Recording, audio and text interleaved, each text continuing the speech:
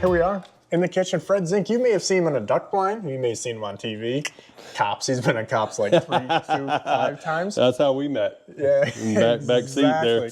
Quick with the wit. So here's what we're doing today. We're cooking. We still don't have a name for this thing, but what are we doing?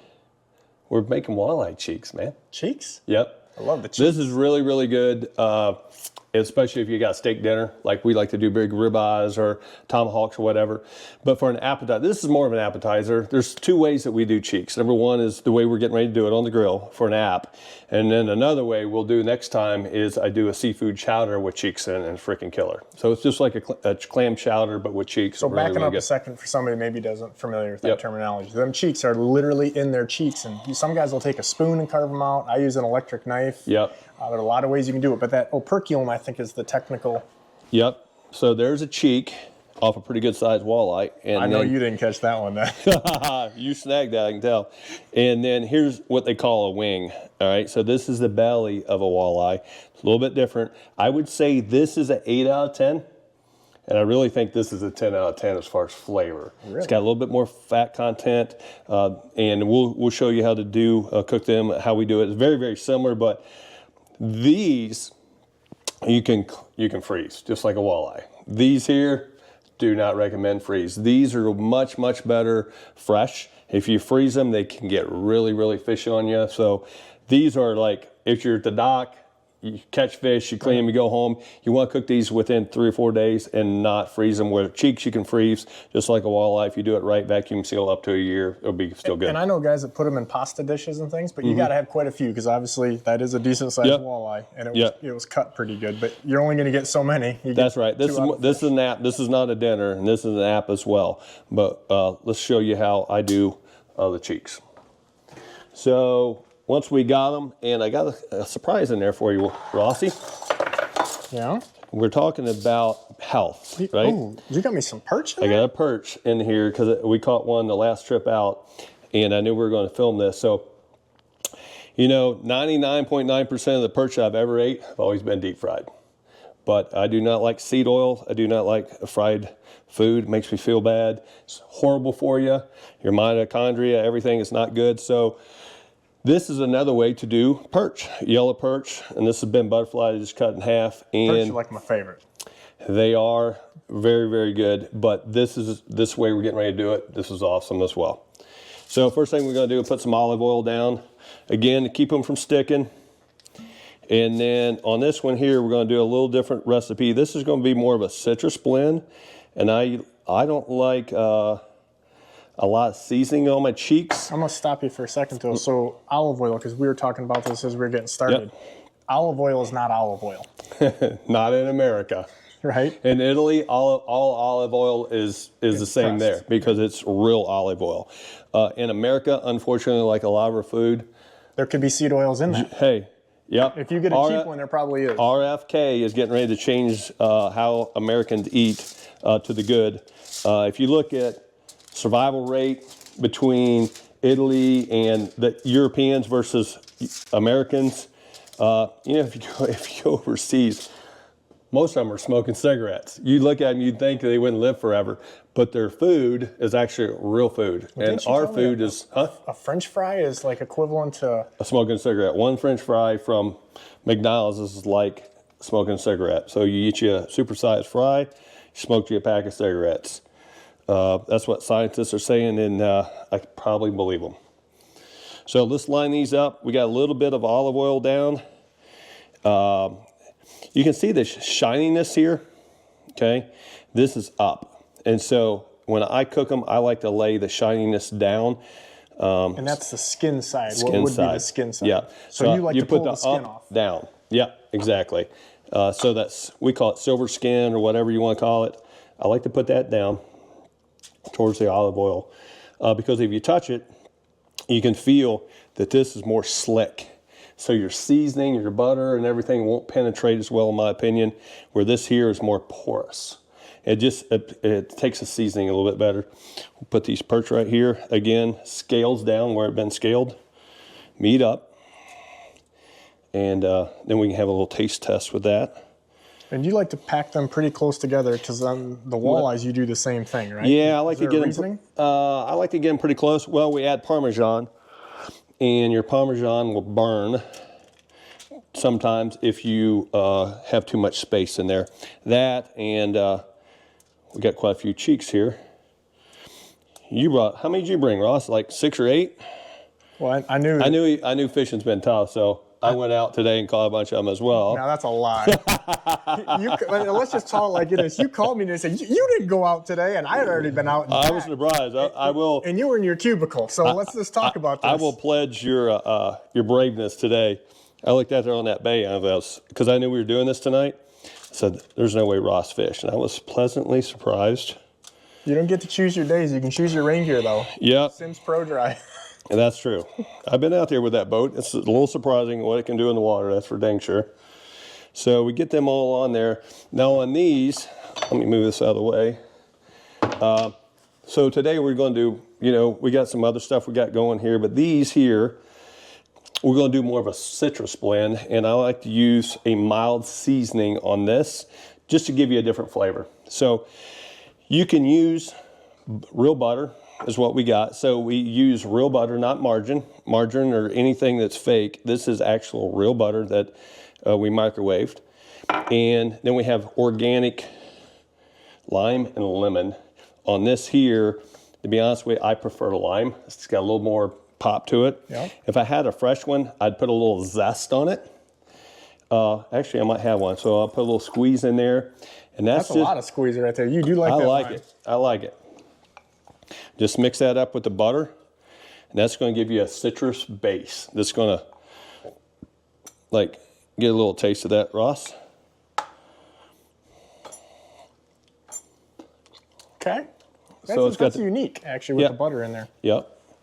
The butter is going to soak into the fish as it cooks. When you first put it on there, obviously it's not going to soak in, but as you cook that, now on this here, how you prep your grill and how you do this is going to be important. When we move that on the grill, we'll talk about that. You got indirect heat and direct heat with a grill. And you can do that with your charcoal. You can do that with pellet grill. You can do it with your normal grill. I have a new Weber out there. And I'll show you how you turn certain burners on and certain burners off. And it will give you the heat, but it'll give you indirect heat. And that's what you want when you're trying to crust, because you don't want the heat underneath your fish. You want it on top. So you want it cool here, hot here, so the heat comes up and it'll crust. So, the number one thing that I hear, maybe you can help people correct, is when I hear people go, I had cheeks I didn't like and they were too rubbery. What were they doing wrong? They were just cooking them too much, probably? Yeah, I would say so, because I never had, this is primo. This is fine. They call it like poor man's lobster. Yeah. I mean, I've had this where you boil it and then put it in like a pasta with some cream, some whole whipped cream or whatever. So let's do, since I got your citrus on there, I'm gonna do all that. And this is Caverner's Greek steak seasoning. Again, we're kind of back to, it says, I call it steak seasoning because I use it a lot on steak, but all-purpose Greek seasoning. It's very mild. Here, I'll put you a little out there. Wet your finger and...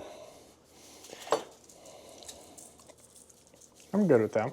This here doesn't have a lot of flavor, the Greek seasoning. It's got some, so you can be a little generous with this here. Now, like on big walleye, on fillets, I'll go with real parm, but it's going to be hard to get real parm on all that here. So this is more what I would use for fillets. This here, we don't use... you got to make sure, because Parmesan cheese is not really Parmesan, but you can tell with the writing, this is real parm, okay? You don't want to use Kraft. Kraft tastes awesome, it's just not good for you. I think, kind of the theme on some of these things is you got to read labels. You do. And the bottom line is, when you look in the ingredients, and most of the stuff that we have in this house, if it's got more than 3 ingredients, we don't use it. So what you could do, if you want a little bit more summertime feel and flavor, you could just take a lime or a lemon, depends on if you like lime or lemon, Of course, if you're going to use lemon, you use lemon in your butter. And then put a little bit of a zest. Take a little finer grater than this. This is more for cheese. And just put a nice zest on it. On this one here, you can use ranch if you wanted to. Let's do from here over and see if you can taste the difference. This is dry ranch seasoning, and it just adds a little bit of creaminess. Don't you pour any of that in my finger, because I'll eat it. I know you will. I've seen it. We're from Midwest. You know, we eat ranch around here. That's what we do. Have you ever been in a place that doesn't? I actually, our camera person does not do ranch. Really? I think it's an alien. It might be. So you see there's a generous amount of parm on it, and then we're going to, like I said, we're going to create heat on top. It's going to get a nice crust. And because if you just put all your heat on the bottom, the fish will cook, but it doesn't crust the top. And I wouldn't say it's slimy, but it doesn't have that crusted look. Another way you can do it with a food torch. When you're done, you can go through it, crust the top. But if you do the heat right on the grill, it's done right the first time. Okay. So let's get these on the grill. So Fred, you got those all dolloped up. Now, you preheated this. Give me a little take on what we're doing so here. When you're doing some kind of a crust on fish or anything, like even steaks, you don't want to hit, it's called direct or indirect heat. So on this Weber Genesis that I just got, it's got 4 burners. And so I got it hot over here, I got hot here. In the center, I just got just a little heat, okay? What I don't want is a lot of heat underneath. Now, if this was longer, I would turn the 3rd burner down here, just have heat here. Say we had more cheeks, I'd offset it here. So the heat would come over the top. We want to use the heat on top to cook the fish as much as the bottom. So right now, I have the center of the grill, and I'm gonna place these right in the center, like this, okay? So I have indirect heat here. This is on as low as I can get it, and both burners on the side are hot. So we're trying to get it over to crust, because if you have it all warm, same temperature, then you won't get crust on your Parmesan. So main thing here is you gotta shut that real quick. If you look and you ain't cooking. If you're looking, you ain't cooking. Now the temperature is gonna start coming up. I'd say we're probably gonna get maybe 275 or 300. And as small as a cheek, I would say around 5 to 6 minutes. That's it. If you overcook them, you undercook them, they'll be rubbery. If you overcook them, they'll get dry. You don't want that either. So we should come up somewhere around that 300 mark. If it gets a little higher than that, I'll bring it down. But again, bringing the heat over the top, try to get a nice crust. So we'll give it 4 or 5 minutes. We'll come back and check it out.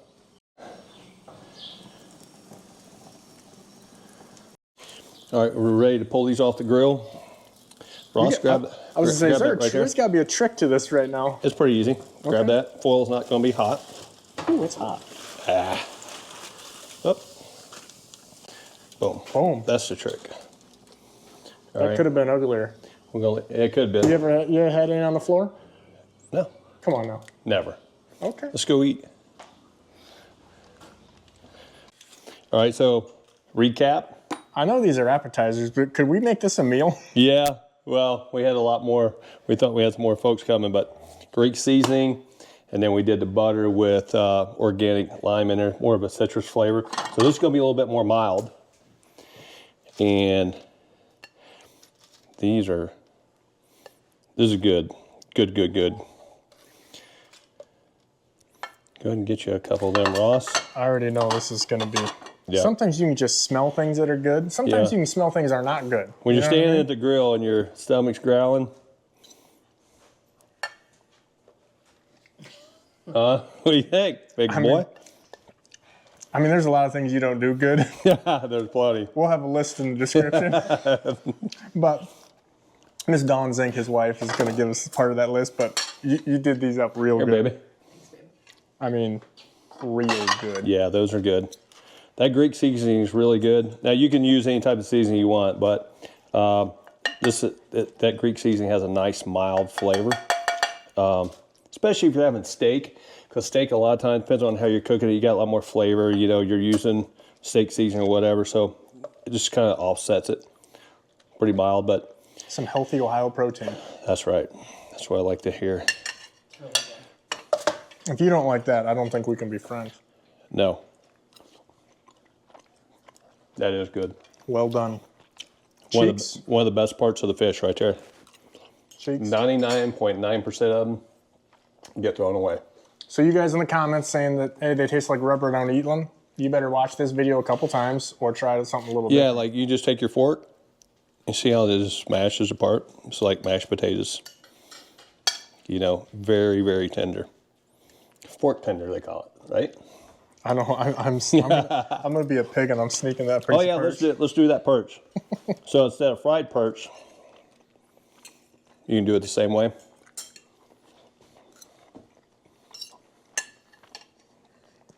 See, I would love that even to put that in a taco like that. Yeah, 100%. Yep. Just way better than deep fried. Deep fried fish tastes good, just not real good for you. You put that in a taco with maybe some of that citric salsa. Yeah, mango salsa. Yeah. That's naughty. A little cilantro. Boom. You got something special. Very good.